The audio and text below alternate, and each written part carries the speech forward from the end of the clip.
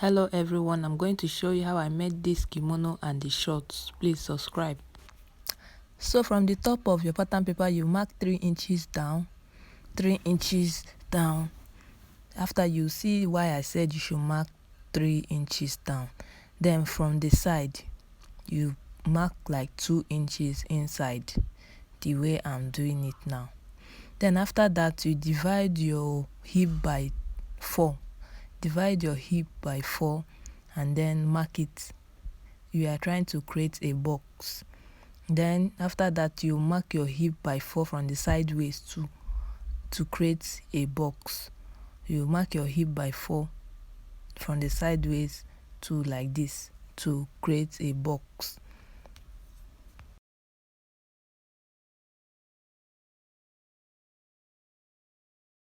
So from that line, you divide your hip by 20. Divide your hip by 20 and extend the line. Divide your hip by 20 and extend the line the way I'm extending it. And then from the top, you mark your waist to hip measurements. You mark your waist to hip measurements and mark.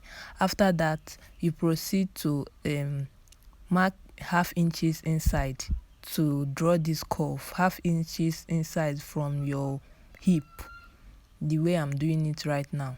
So from your waist, you get your waist measurement plus 1 inch for that intake.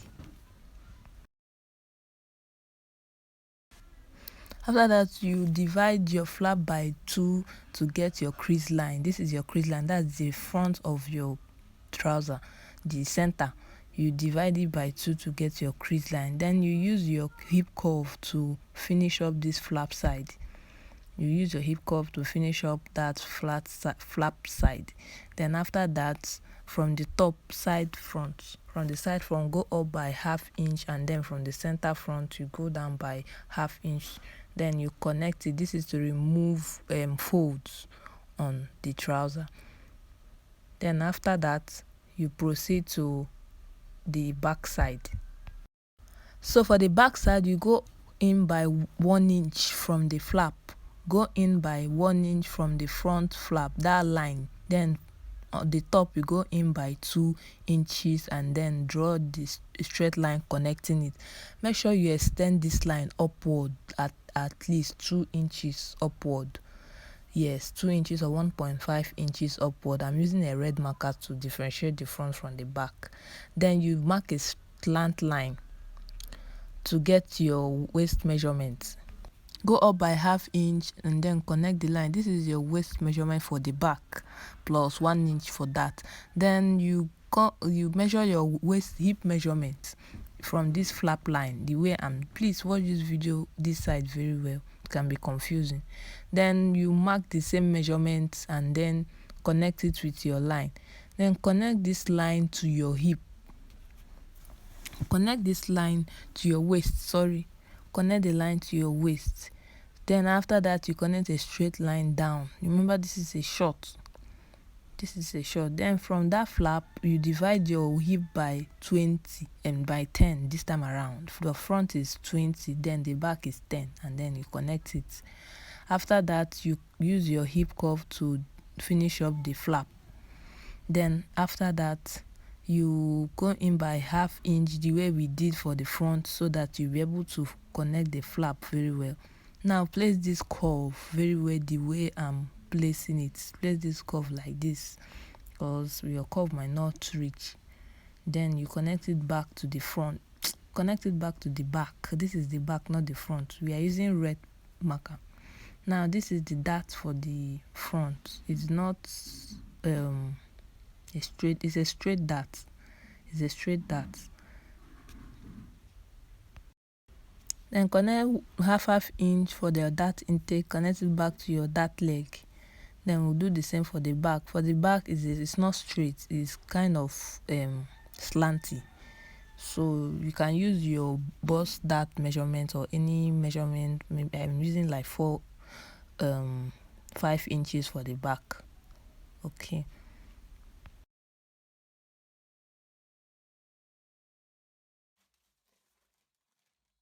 So the next thing we are going to do is to place it on our pattern paper. We are finished. we place it on our pattern paper to trace it out. Trace out the front separately and the back separately. So I'm trying to trace out the back with the one with the red pen separately. You can do the same too, so that you'll be able to place it on your fabric and cut it.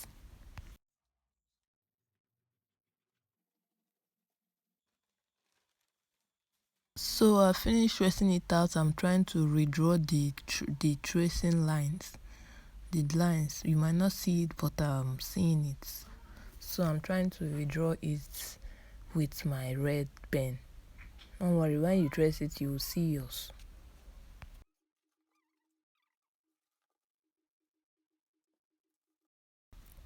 So I've traced out the front and the back and I've indicated them. Then we'll draw a straight line from the dart to the crease line as shown. I'll do the same for the back. So don't worry, it's not going to be a straight line. The point is that you draw a line from your dart to your crease line, and then you cut it to your dart line. Don't go above it. Then you close your dart. When you close your dart, it opens. The line opens, the slash opens when you close your dart. So we'll do the same for the back too. Endeavor to close your dart with your masking tape so that your line will open. So that I'll place it on a plain sheet so that I'll be able to make sure that the length of the paper and the short is the same. So after that, placing it on my fabric to cut it with 1 inch sewing allowance on every side. Then this is the kimono jacket. This is the kimono jacket. The front and the back is the same length.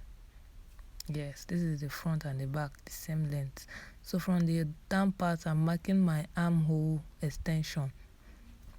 And then from the front, I'm marking my neck depth and my neck width. So after cutting out your neck depth and then cutting out your armhole, you go in by 1 inch from the shoulder so that you cut the shoulder slant. Yes.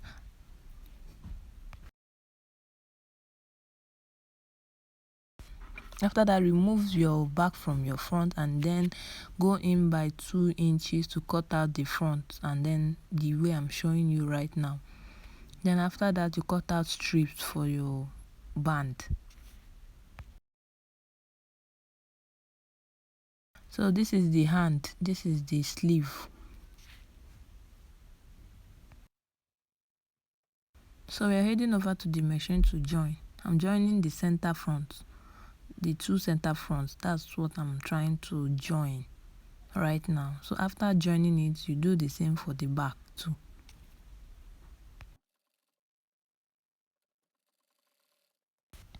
So this is the center front. After that, you join your center back too. Then place your center back to your center front side by side, the way I'm showing you right now. And then we are going to close the crotch line by 1/2 inch. Join them the way I'm showing you and then join it by 1/2 inch. After joining it by 1/2 inch, this is how it should look like. Then we are going to close the side by 1 inch. You know, we took 1 inch from the side. We added 1 inch from the side. So we are going to close it with 1 inches. So after doing that, this is what it looks like. This is what it looks like. This is actually simple. This is what the romper looks like. So we are going to join the band on top, on the waistline. We are going to add our band for passing of rope. So I'm going to, the band is 4 inches, width 4 inches. So I'm going to bend it to be 2 inches, like so.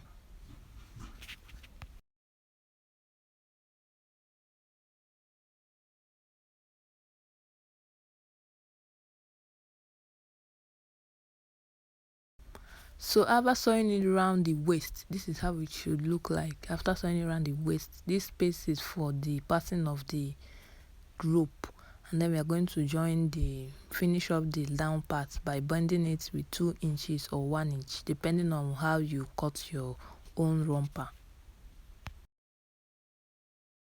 So this is the front and the back. I'm trying to join it shoulder to shoulder, the front and the back. I'm trying to join it shoulder to shoulder. Join it with 1/2 inch on both shoulders.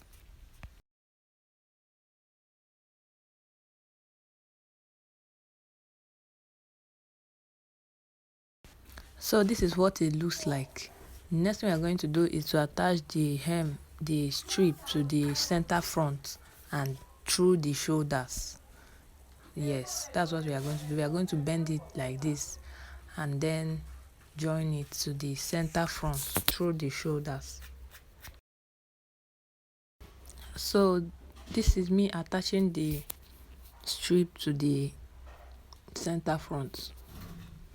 After that, I will show you how it looks like.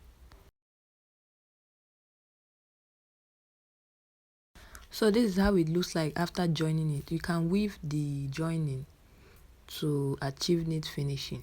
So after that, we are going to join it by the side with 1 inch or 2 inches, depending on the inch or how big you want it to be. We are going to join it by the side the way I'm showing you. I'm placing the front and the back together the way I'm showing you right now, and I'm going to join it with 2 inches, depending on how big you want it to be. So after joining it, this is the outcome. Now the next we are going to do is to join the hand, and it is finished.